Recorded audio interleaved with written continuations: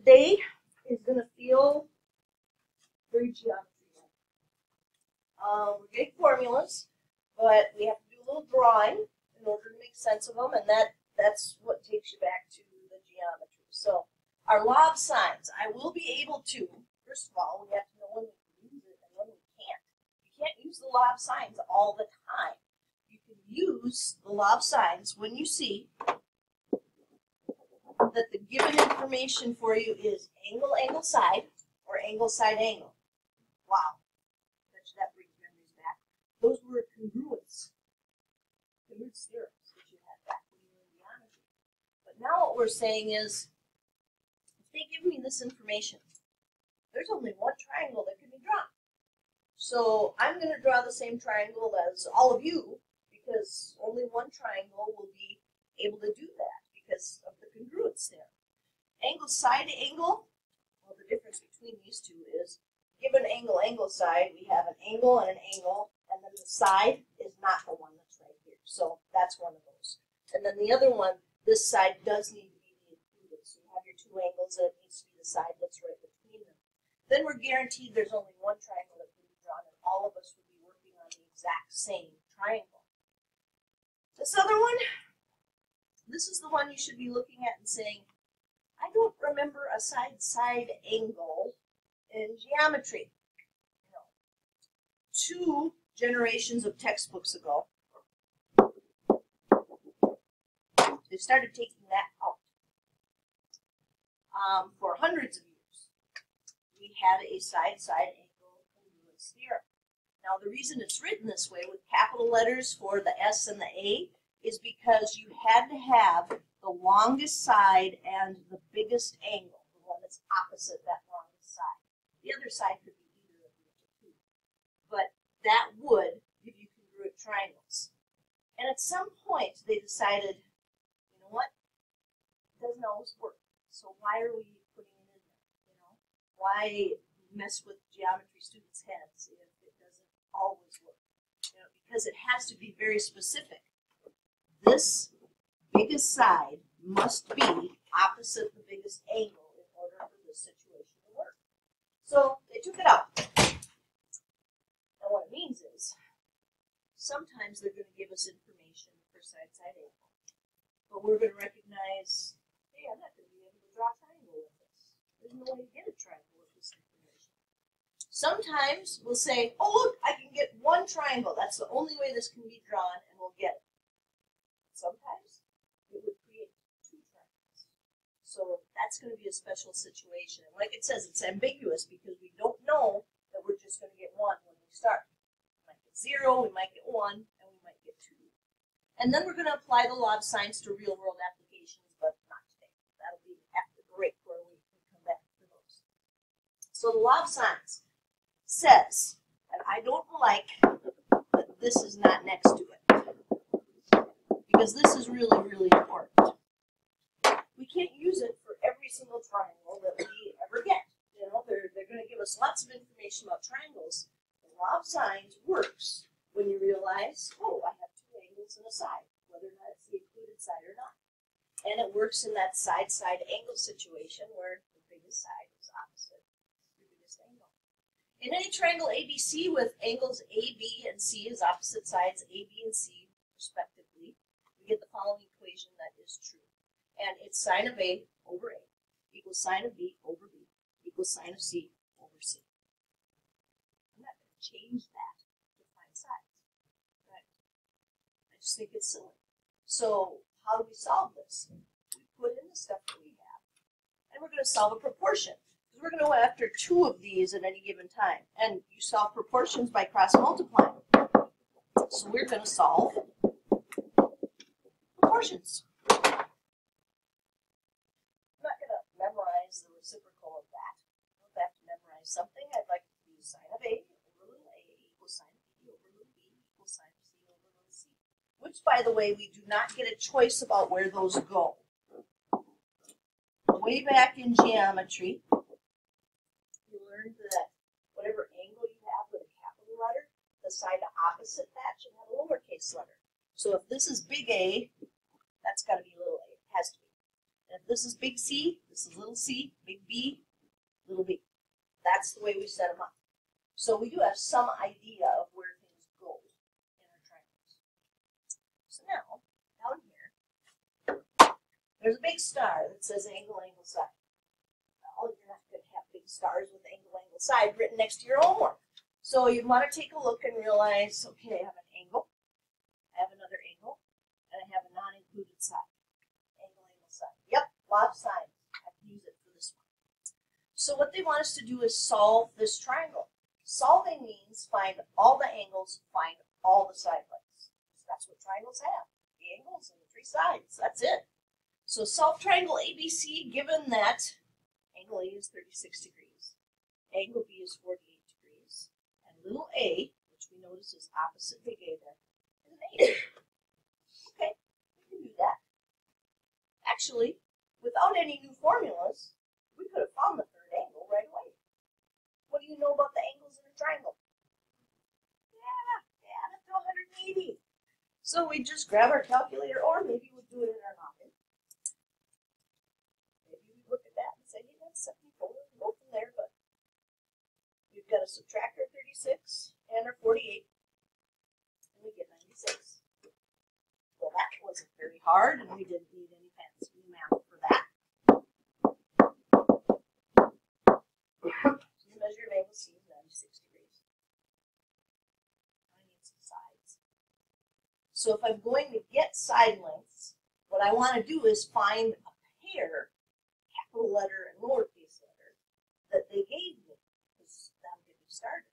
Well, they gave me A and A. So sine of 36 degrees over 8 equals, might as well go in alphabetical order, so I'll go after B next. Sine of 48 degrees over little b, which we don't know yet. But while we're writing it down, we should be thinking, hang on, I think the last time I used my calculator I was in radians. I better check and see if I've got stuff in degrees here. So, mode, degrees, enter. Now, how do we solve a proportion? We cross multiply. So this will be B sine 36 equals 8 sine 48 degrees. Notice I'm taking the little bubble with me wherever I go, so we know that this is degrees. Find B. Right now it's being multiplied by sine of 36. I'll just divide by it.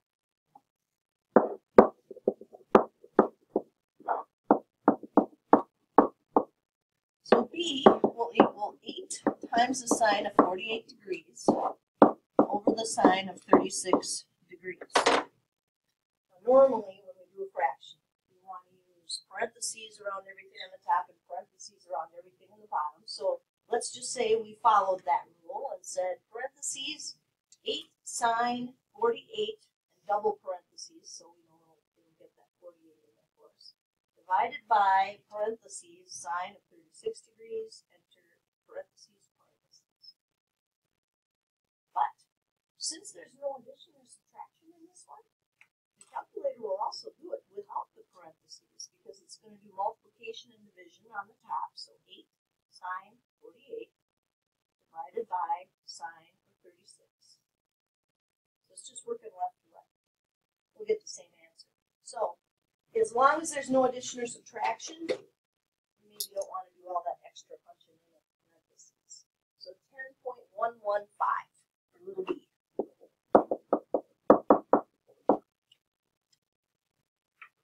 They say if this is inches, centimeters, anything like that, anywhere in the problem? Okay, then we're not going to label it either. We're not even going to put a U. We're just going to say, hey, we know it's 10.115 or something. Now, I needed all three sides. Oh, that was pretty easy. We found the third one. And I needed all three angles we found just by subtraction. We have all three sides here. What are we looking for? C. Okay. So I'm going to go back to the one they gave me. Sine of 36 over 8. And if I need little c, I've got to put put sine of 96, which should kind of bother us because it's like, well, we did math for that one. Maybe we messed up. Well, it's not hard. So we probably will, you know. And then we need the little c down here. Cross multiply. It's a proportion. Two fractions set equal to each other. That's a proportion. So c sine of 36 degrees equals 8 sine of 96 degrees. Divide by the wonderful sine of 36 degrees. And c equals 8 sine 96 degrees over the sine of 36 degrees. I knew there was a reason I usually don't record during fourth hour. 8 sine 96 divided by sine of 36. So 13.536.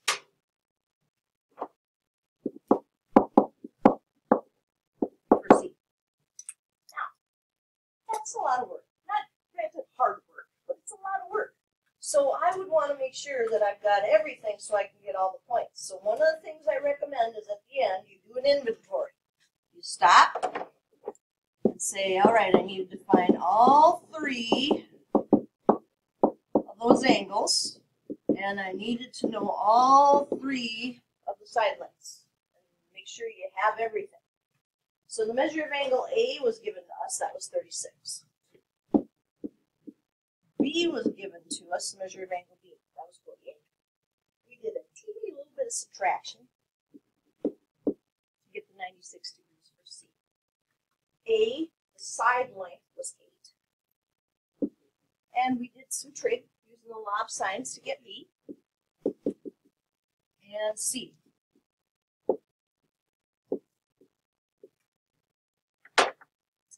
Like so. Yeah, then we can move on and feel like, yes, did it, got this one. Ready to go. So, law of sines. 43210. How do you feel if I gave you a problem using the law of sines?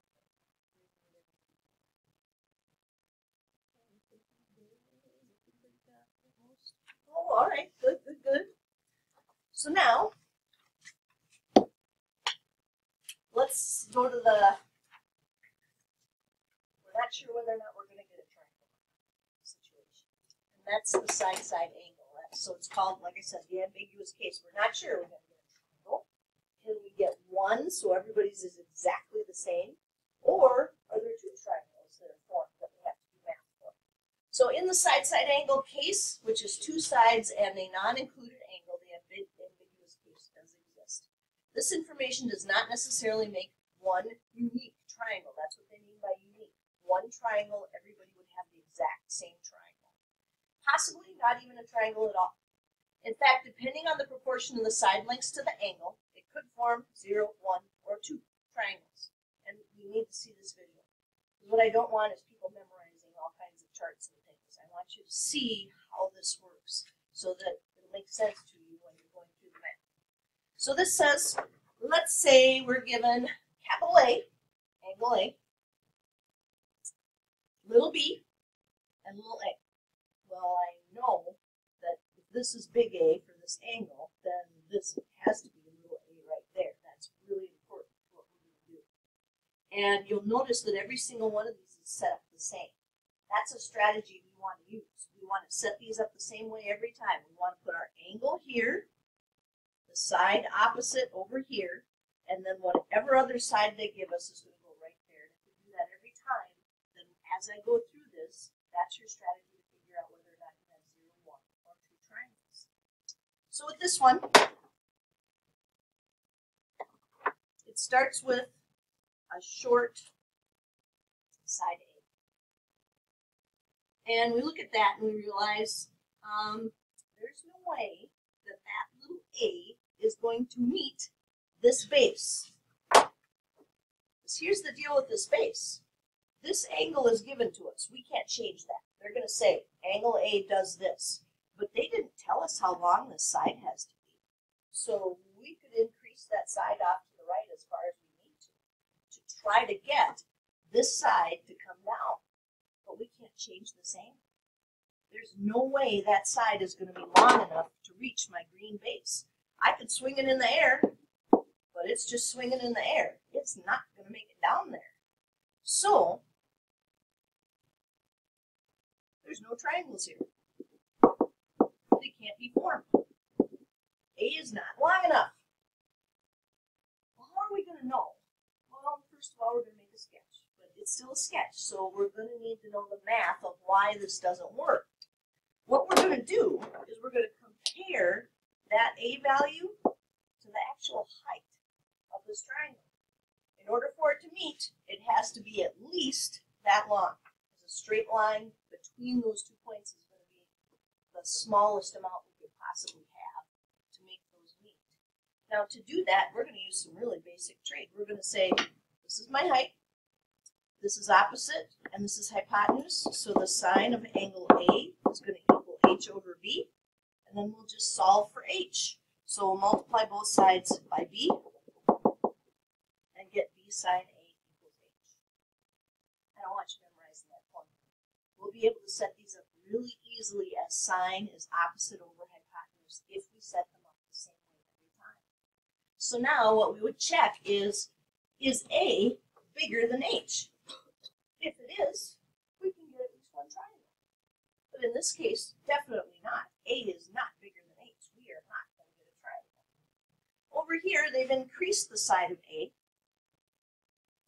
so that it hits exactly at our base. That's going to form a right triangle. We get one triangle when that happens.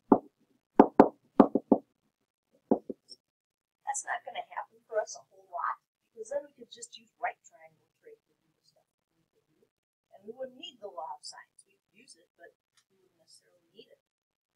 Then they increase it a little bit more. So A has just gotten a little bit longer, right down here. And now I have a new problem. Because A is bigger than the height, it could hit the triangle base right here, or it could hit it over here. That's the case where I get two triangles.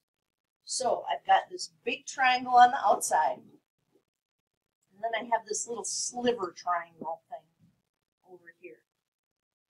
How are we going to know when that happens? Well, we're going to compare it to the height.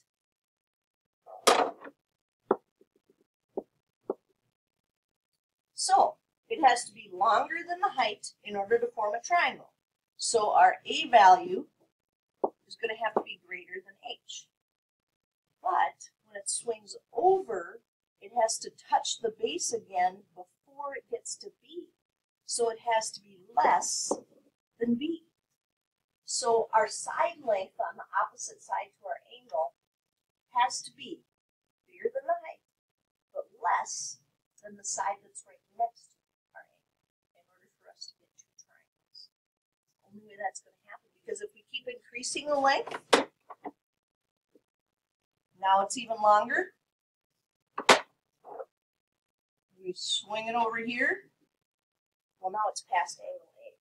And we can't increase that base to the left because this was an angle we were given. We're not allowed to change that. So that one only gives us one triangle. So this is the case we really worry about looking for, and that's getting two triangles.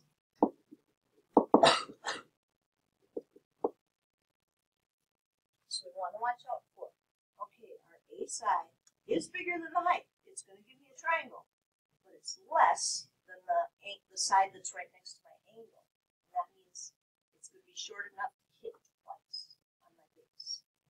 All right, so that's the visual that goes with this. And it says it is helpful to identify the ambiguous case from the beginning of the problem. Absolutely. You need to know whether or not you're finding the info for one triangle, for two triangles, or no triangles at all. So draw the information the same way every time. I talked about that. We'll always put our angle over here. Side opposite will go there, and then whatever other side they give us is going to go right there every single time. Then this visual will always make sense. So that'll help you know how many triangles you can do before you get started. So what we're going to do now, it says, is we'll analyze two different cases based on the given angle, and that's the acute case and the obtuse case. So far, just looked at acute triangles. And we're still talking about our B and our A and our B, but notice they've changed it up because now we've got angle B, and the labels are different. Which at first I didn't like, because I thought, man, we used to use the A and little a on the top ones, and now we're using B and little b. But we're not guaranteed that those are the letters they're going to use when we get to your homework. So whatever it is, our angle's going here, our opposite side's going here, and the other side will go here every time. So what we see here is kind of math speak with the inequalities, giving us the algebra behind why this works. Because A sine of B, that's the height.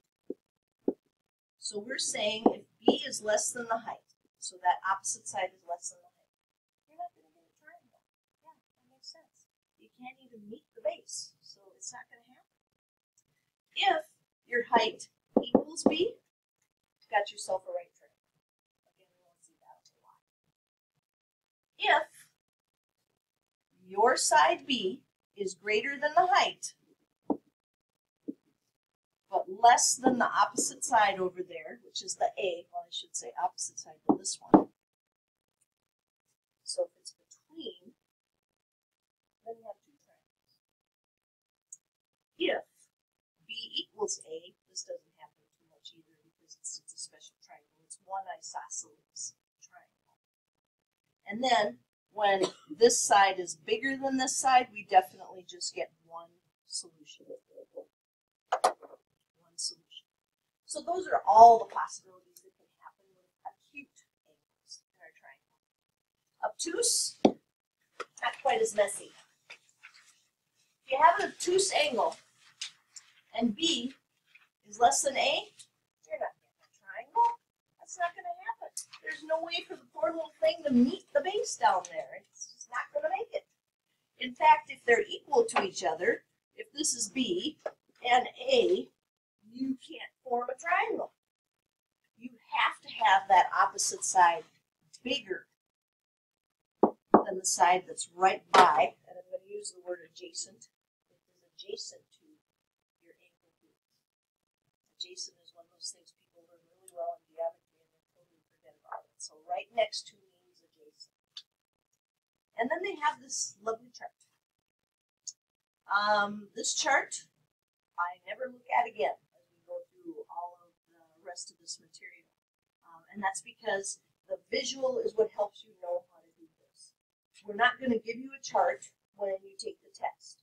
You have to know, hey, is that side long enough? Isn't it? How do I figure out if it's long enough? Oh, I find the height and I compare it. And that's what we're going to do in these problems down here. Just do the math behind it. So determine the number of triangles ABC formed by the given information. And this one says B is 122. And I'm going to make a sketch, but I'm going to try and make that 122 kind of look reasonable here. So there's 122 degrees. Now opposite that is little b. So that's going to be here. And that's going to be a 3. Adjacent to our angle B is going to be 4. It's an obtuse triangle. The side opposite is 3. The side adjacent is 4. Are we going to get a triangle out of that? There's no way. I mean, if you took this B equals 3 and swung it over here, it's not even going to make it all the way down to the vertex of that angle. So, no. 0 triangles. So, obtuse, we're always looking to see that that opposite side is greater than the adjacent side. B, this one says we've got 56 degrees, so kind of like that. And our opposite side is little c. And our adjacent is 11. Triangle? Yeah. Now if you're unsure, if you're thinking, I don't know, is that really 56 degrees? Is that going to make it all the way down there to 11.5? You could always check the height and see. So let's check it out. the height of this triangle, we'll use sine for. So the sine of 56 degrees equals h over 11. 11 times the sine of 56 degrees has to equal h. So let's see. Because if 11.5 is bigger than 11 sine 56, we know we're going to get ourselves a triangle. 11 sine 56 degrees. 9.119.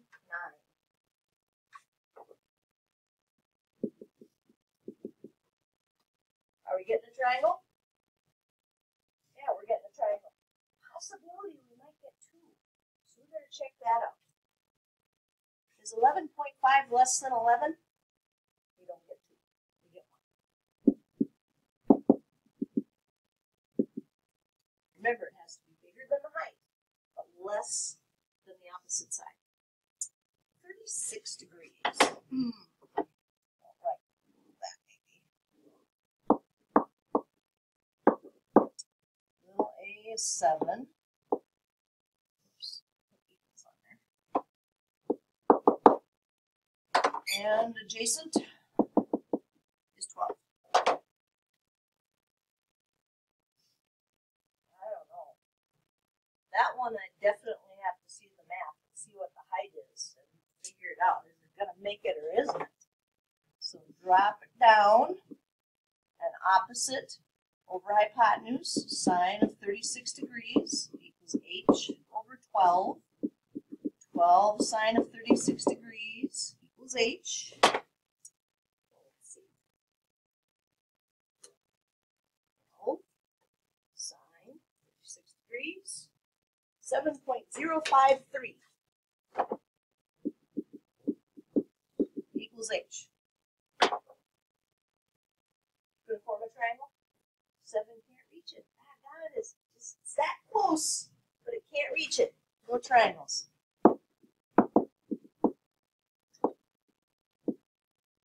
Has to be able to touch the bottom. The shortest distance from the top to the bottom is that height, and that's 7.053, and 7 isn't going to make it. Alrighty, let's look at this one. 45 degrees. Again, putting it in that lower left-hand corner, always the same. Little b is 6, and a is 7.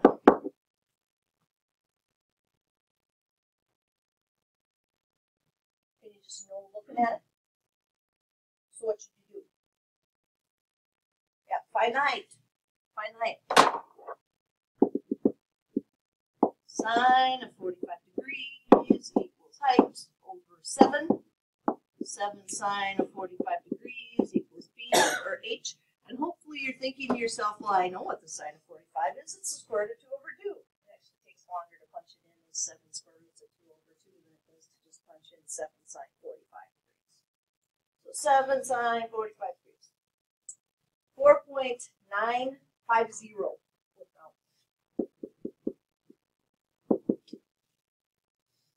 We have a triangle. 6 is bigger than 4.950. Do we get 2 triangles? We do, because 6 is smaller than 7. This one's going to give us 2 triangles.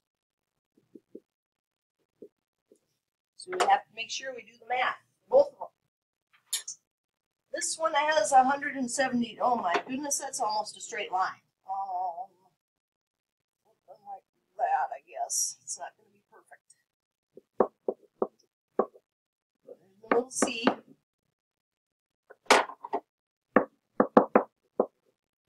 Again, I'm not drawing the 52 accurately because we're supposed to just know by the numbers, not by what it looks like. It's obtuse. Is that going to give us a triangle? Sure it is. I mean, if you think about it, you could take C and have it be 39 and change, and then you could slide it over here and it's going to hit right there and you get yourself a triangle. So 1 triangle.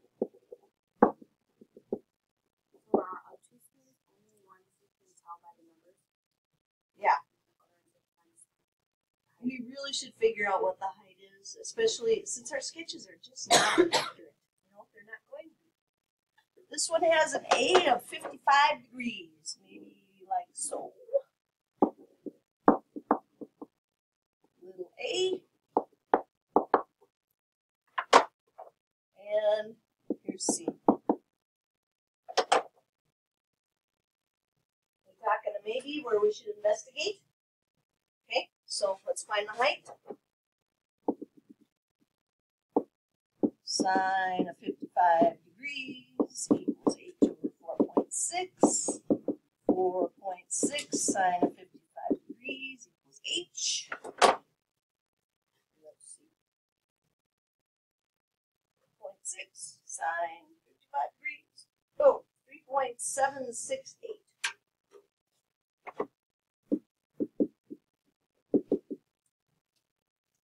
We get a triangle? We do.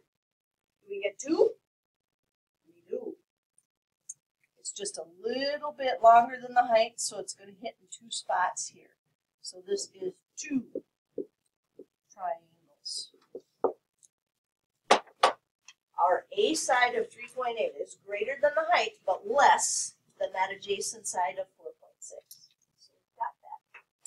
And at this point, we've got copy in both the other classes. So, unfortunately, you won't be able to do this whole assignment, but you'll be able to do the problems that say, how many triangles would be formed by blah, blah, blah.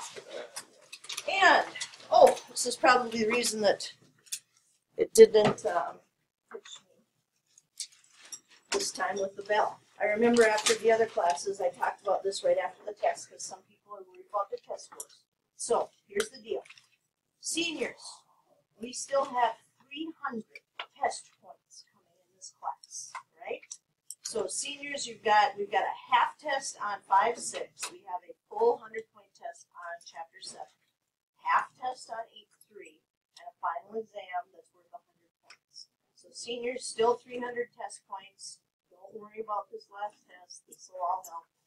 Juniors, we're actually going to take the final while the seniors are here, and sophomores actually.